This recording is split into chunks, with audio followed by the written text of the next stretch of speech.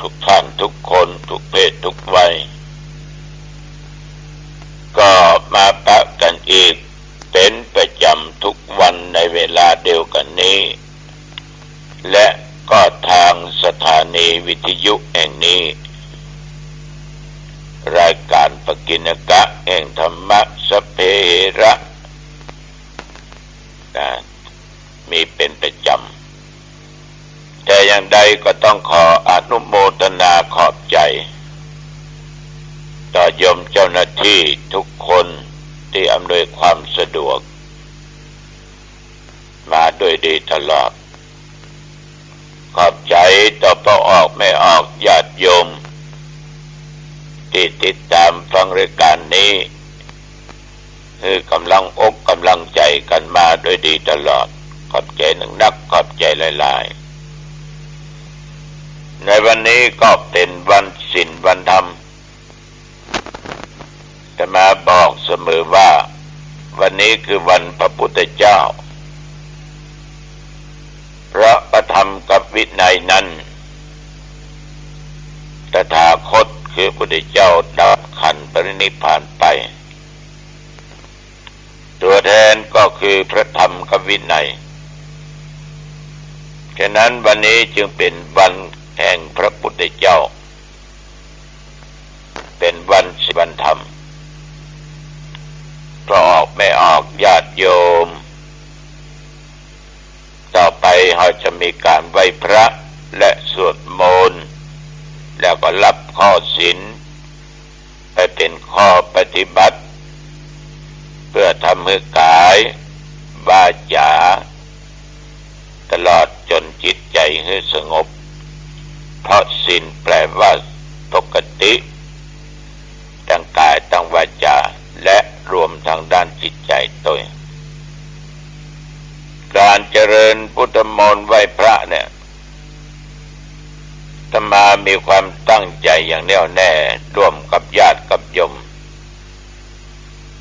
ถวายเป็นพระพรชัยมงคลแด่สมเด็จพระเจ้าลูกเธอเจ้าฟ้าพัชรกิติยภาหรือสมเด็จองค์พาที่ทรงอาการพระประชวรอยู่ก็ขอด้วยพลังแห่งการได้สวดมนต์เจริญสมาธิเป็นประจำนี้เป็นพลังอันยิ่งใหญ่ขอให้พระองค์ท่านนั้นได้หายจากอาการพระประชวรกับมีพระสุขภาพพลามัยอันแข็งแรงยิ่งเพื่อเป็นลมโพลมใจแก่ปวงประชาทุกเพศทุกวัยก็จึงต้องขอถวายพระพรต่อไปใบพระรัตนตรัยเนอญาติโยมอะระหังสัมมาสัมพุทโธภควาพระผู้มีพระภาคเจ้าเป็นพระอรหันต์ดับเพลิงกิเลสเป็นทุกสิ้นเชิงตรัสรู้ชอบได้โดยพระองค์เองพุทธังภวันตังอภิวาเทมิข้าพเจ้าอภิวาทพระผู้มีพระภาคเจ้าผู้รู้ผู้ตื่นผู้เบิกบานกราบพระพุทธสวากขาโตภควตาธัมโมพระธรรมเป็นธรรมที่พระผู้มีพระภาคเจ้าตรัสไว้ดีแล้วธัมมังนัมสสามิข้าพเจ้านมัสการพระธรรมกราบพระธรรมสุปฏิปันโนภควโตสาวกสังโฆพระสงฆ์สาวกของพระผู้มีพระภาคเจ้าปฏิบัติดีแล้วสังฆังนัมมามิข้าพเจ้านอบน้อมพระสงฆ์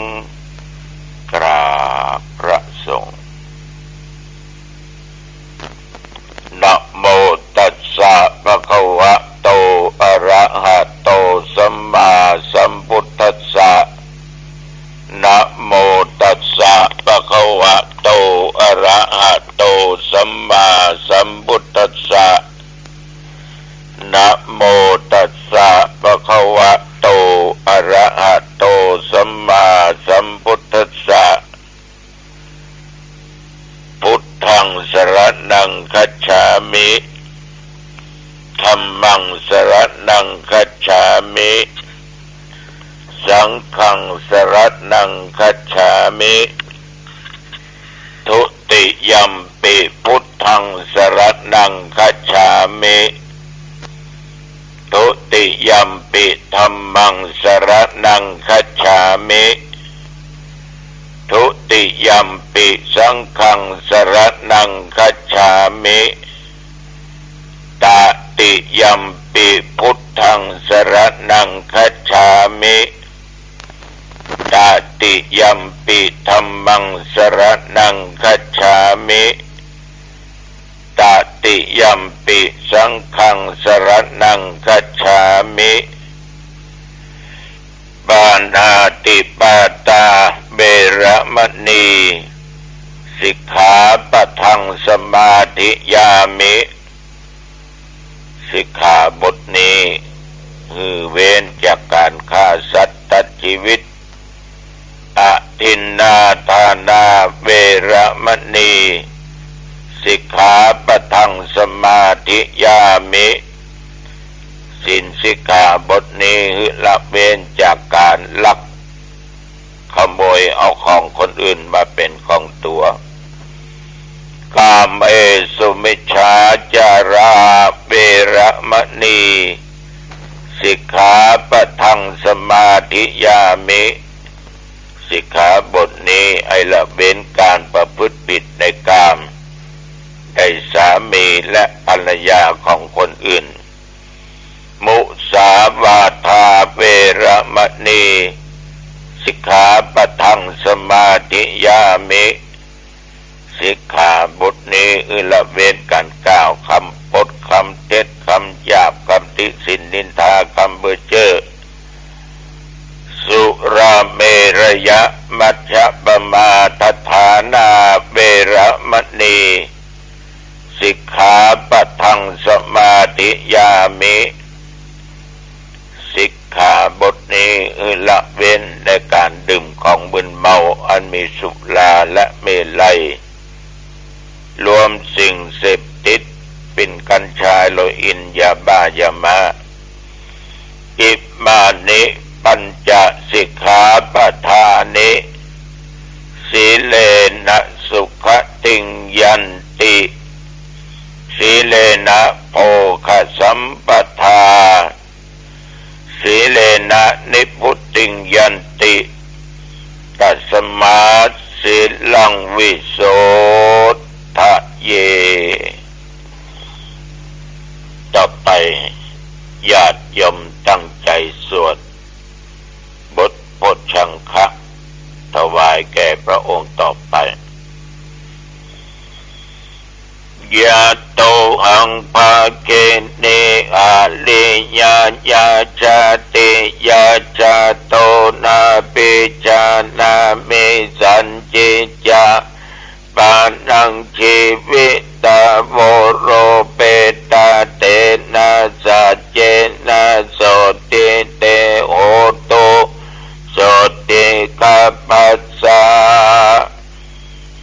โพชังโกสัตติสังฆาโตธัมมานังวิจโยต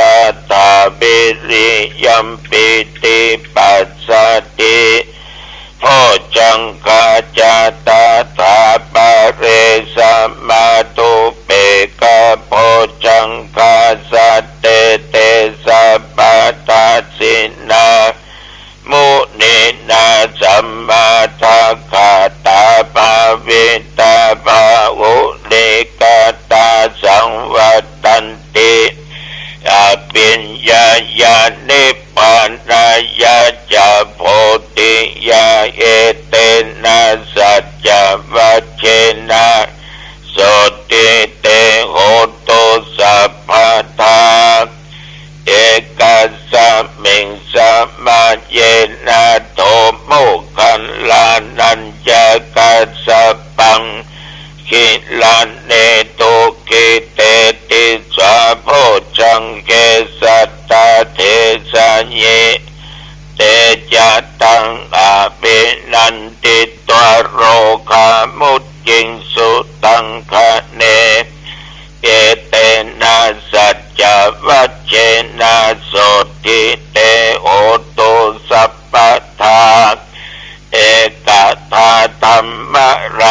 าปิเกลันเยนาปิปิลิโตโยนทาเตเลนะตัญเยวะภะนาเปโตนะสาทะรังสัมโมติตวะจะอาภาธาตัมหาวุฒาสิทานะโสเอเตนะสัจจวัจเจนะโสทิเตโหตุสัพพะทาปะหินาเตจะอาภาธาตินันนัมปิมะเอสินังมัคคะอัตตกิเลสวะปัตตานุปติธัมมะตังเอเตนะสัจจวัจเจนะโสติเตโหตุสัพพะทาโพชังคาปริตังนิติตังภวตุสัพพะมังคลังรักขันตุสัพพะเทวตาสัพพะพุทธานุภาเวนะสัทธาโสติภวันตุเตภวตุสัพพะมังคลังรักขันตุสัพพะเทวตาสัพพะธัมมานุภาเวนะสัทธาโสติภวันตุเตภวตุสัพพะมังคลังรักขันตุสัพพะเทวตาสัพพะสังฆานุภาเวนะสัทธาโสติภวันตุเตขอถวายพระพร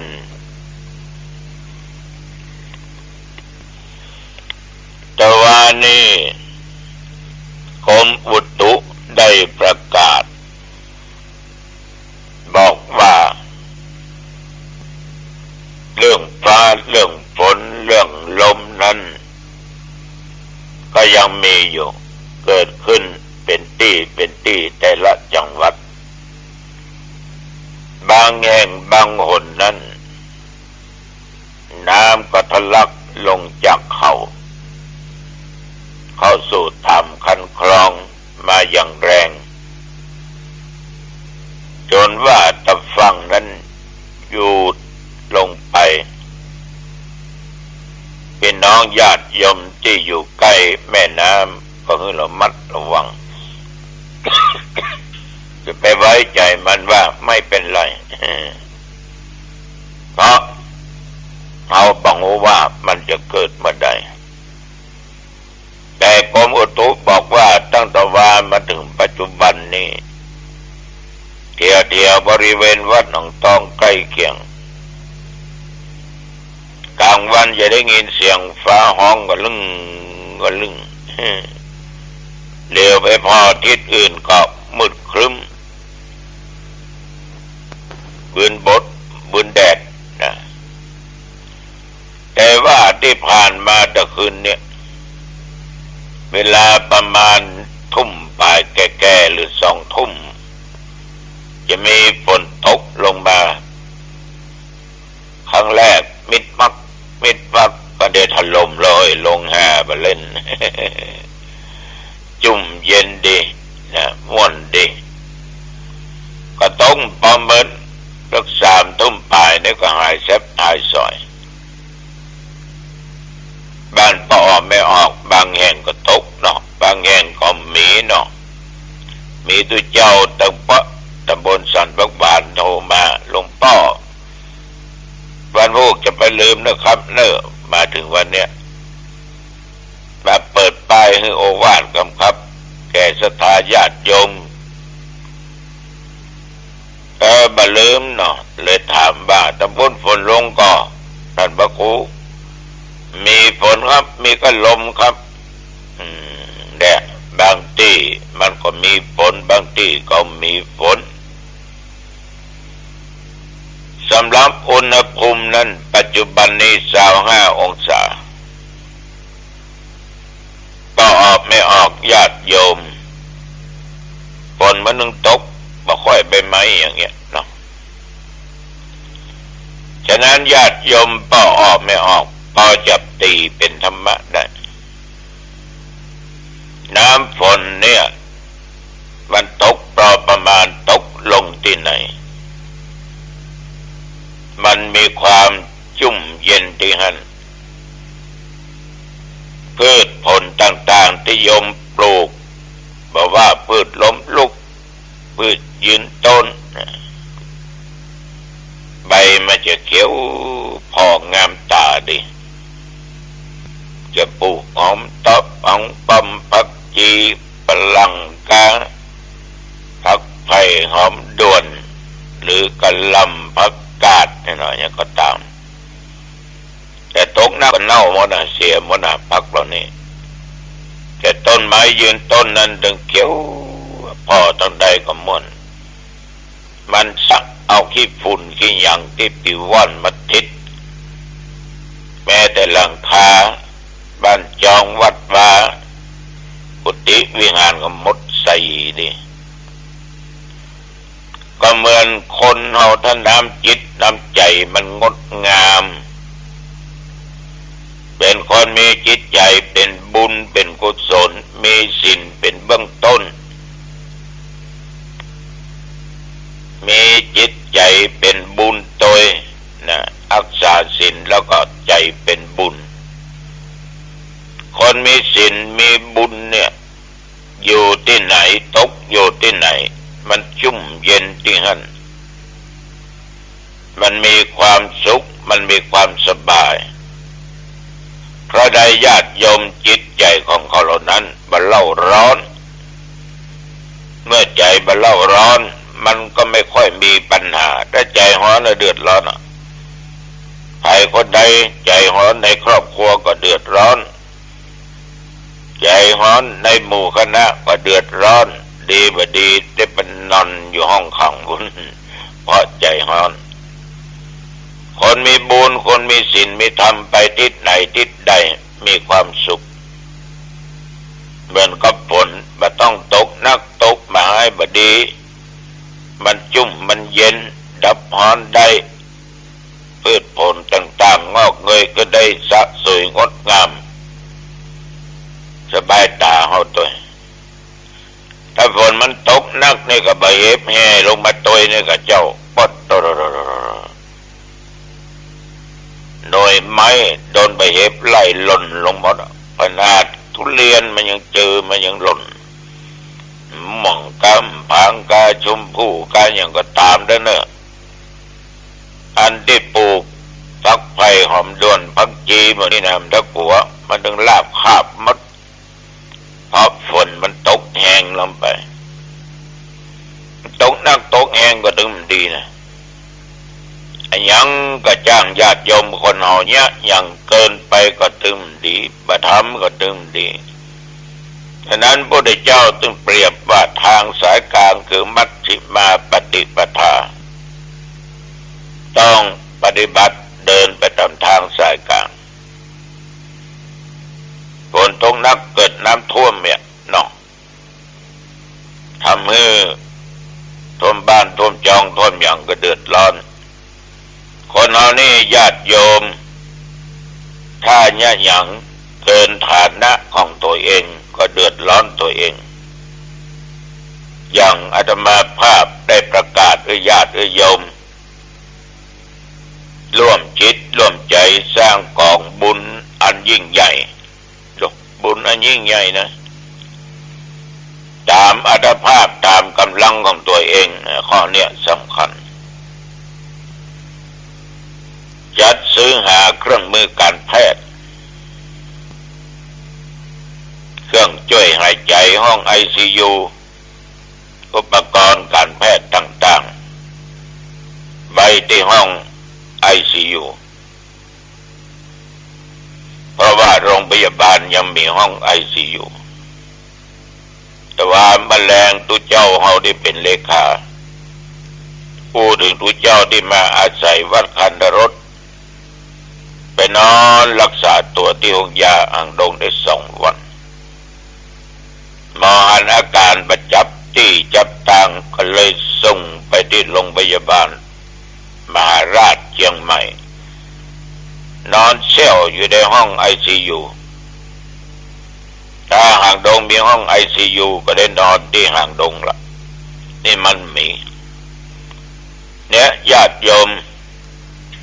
มันจำเป็นยิ่งเป็นการสืบต่อชีวิตบ้าตุเจ้าพระเน้นบ้าเจ้าบ้านทุกเพศทุกวัยแล้วก็ไม่จำเพาะเจาะจงจะต้องเป็นพี่น้องชาวอำเภอหางดงแห่งเดียวมันทั่วไปเครื่องเหล่านี้สำคัญยิ่งแต่คนเฮากำมันมาถึงเนี่ยมีเครื่องช่วยหายใจระบบเนี่ยห้องไอซียูก็อยู่รอดเอาก็มีส่วนในการให้ชีวิต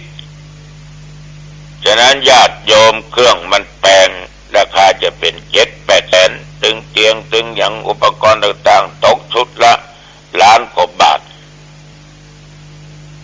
ทางคุณหมอว่าต้องการ8 เตียง8 ชุดคิดไปคิดมาตก9 ล้านกว่าบาทเนี่ยเดือน2 เดือนได้ใจกันนะแต่ที่ปัจจัยยมมาให้มาหอม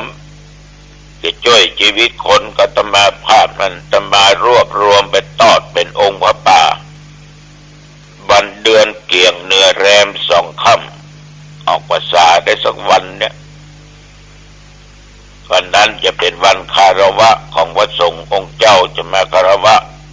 ทุกเจ้าวัดหนองตองขอทุกวัดทุกวานั้นนำต้นพระป่ามาร่วมสมทบญาติโยมที่ได้ให้ได้ห้องได้มาภาคก็มาร่วมกันเเดือนเกี่ยงแรม2 ค่ำออกพรรษาได้วัน 2 วันเวลาบ่ายโมงการเลี้ยงเขาตอนโอ้ย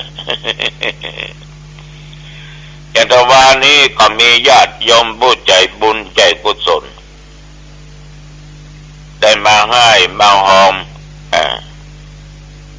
กับอาตมาภาพที่วัดหนองตองทวานี่ก็มีพ่อออกแม่ออกหลายท่านหลายคนนะเป็นต้นว่าป้าอุ้ยคำตาอินตะบ้านคงข่าวในตาหนาวิติ1,000 คะแนนคุณยายสงวนขันเงินนี่อายุได้93 ปีอยู่บ้านปะกองสระปีแต่ว่านำลูกเต้าหลานเล่นมาแม่อุ้ยก็มาทำบุญ1,000 บุญคุณไกรศิลป์คุณณภัชกรกาวิละก็500 บุญคุณนันทพัฒน์คุณพันกรพัฒน์และคุณพัชการกาวิละก็1,000 บุญคุณพวงเพชรคุณโกรบอิทธิเตชะศรีนี่ก็500 บุญนอกนั้นแม่รุ่งอรุณโชนติชาคุณณรินทร์คุณภาพรเด็กหญิงปัญชลิตาอนุวัฒน์สิริกุลนี่ก็ร่วมในการสร้างกองบุญกุศล2,000 บุญด้วยกันนอกนั้นก็มีคุณจงกลคนอริศยาไตรรัตนโชติกับคุณนิชาคุณปภาวีแล้วก็เด็กชายใจคุณนี่เปิ้นก็ตานไว้ไปหน้านั่น2,000 บุญถ้าคุณจงกลคุณอริศราไตรรัตนโชติประเกิดเดือนกรกฎาคมวันที่1คน1ก็วันที่17อันนี้ก็เป็นพิเศษ400 บุญแม่ลุงอรุณอุจเจริญคึดหาญาติพี่น้องพอดีแม่ทาดินแก้วอุทาอุทิพแม่สีกุยเนาะคุณสกุลน้องกวางน้องกางปนานสมแม่กิมลันค คุณเฉลิมชัยบุญแก้วนี่นะคุณอนันต์อินแก้วเพื่อก็เลยตานไปเงื่อน200 บุญแม่ยายสงวนขันเงินนี่ก็ข้าแม่อรุณนี่ก็หอมกระส่งอาพาธ1,000 บุญกระน้ำกาแฟ700 บุญต้องขออนุโมทนาขอบใจเนอะในน้ำจิตน้ำใจของญาติของโยมตะว่าพ่ออุ้ยบ้านหงขาวมาก่อนเปิ้นและตะวันนี่ญาติโยมก็ได้ปรึกษาหารือเกี่ยวกับงานบวชงานที่เปิ้นจะมาบวชเข้าพรรษาเนี่ยมีอาจารย์จะบวชอยู่10 วันโยมคนหนึ่งก็จะบวชอยู่3 เดือน1 พรรษาทว่าก็ได้มอบกรรมเวขานนาคกรรมของบรรพชาอุปสมบทไปจะกำหนดเวลาบวชเน้นบวชตุกำหนดพระสงฆ์ไปก็เป็นนั้นว่าวันที่22ก็เลี้ยงเพลโตยวันที่29ก็เลี้ยงเวียนโตยนะท่านทั้งหลายการบวชจะบวชเมินบ่เมินมันก็เป็นการสืบต่อพุทธศาสนาแต่ได้ให้สติเตือนใจกับคนที่บวชบอกว่าเอามาบวชเพื่อต้องการอย่างถ้าต้องการเพื่อศึกษาธรรมะปฏิบัติธรรมะสมถะวิปัสสนากรรมฐานก็จะต้องตั้งใจอย่างจริงจังจริงใจคนเข้ามาบวชต้องปล่อยวางปลงวางอย่าให้ตาหูจมูกลิ้นกายใจอย่าให้อารมณ์ได้เกิดจากต่างสิ่งเหล่านี้ให้ปลงวางปล่อยวางเมื่อเข้ามาบวชแล้วต้องการจะศึกษาพระธรรมปฏิบัติพระธรรมต้องทำจิตใจของตัวเองเข้มแข็งอย่าขาดสติอย่าไปตำหนิติเตียนคนรอบข้างว่านั่นจะเป็นตุนั่นจะเป็นเน้นนั่นจะเป็นคนบ้านไม่ยิงพอใจอย่าเด็ดขาดเป็นจะอย่างไหนอย่างใดจะทำอย่างใดอย่างใดคิดอย่างใดเมื่อเอามาบวชแล้วเวลาเขาน้อยจิตใจนั้นต้องมีสติสัมปชัญญะมีปัญญาควบคุมตลอดนั้นต้องคิดว่าเป็นเรื่องของแต่ละบุคคลมันไม่ใช่ของเราเมื่อญาติโยมบางคนไปปฏิบัติก็ดีไปนั่งฟังเทศน์ฟังธรรมได้ยินเปิ้นซุบซิบกันนั่นก็สำเดือดดังเนี่ยอย่างปลาล้ำปลาเหลือเปิ้นฟังเทศน์ฟังธรรมเนี่ยถ้าใครปิดบ้านปิดจองเหี้ยเขามันเล่นยาวเหยียดเลยเปิ้นกำเดียวมันเล่นไป20 กำบุละฉะนั้นญาติโยมต้องปล่อยวางปลงวางมันก็เป็นการทดสอบตัวเองต้องต่อสู้กับมารต่างๆเนี่ยแต่ว่าได้กำชับคนที่จะบวชต้องเอาตัวรอดหรือได้ต้องเอาชนะหรือได้คนเรามาบวชแล้วเราก็ซ้ำอยู่เมินไปตำหนิติฉินนินทาว่ากล่าวคนนั้นคนนี้อันนี้ถูกต้องนี่ขอฝากไว้เอาละวันนี้คงจะเกินเวลาไปหน่อย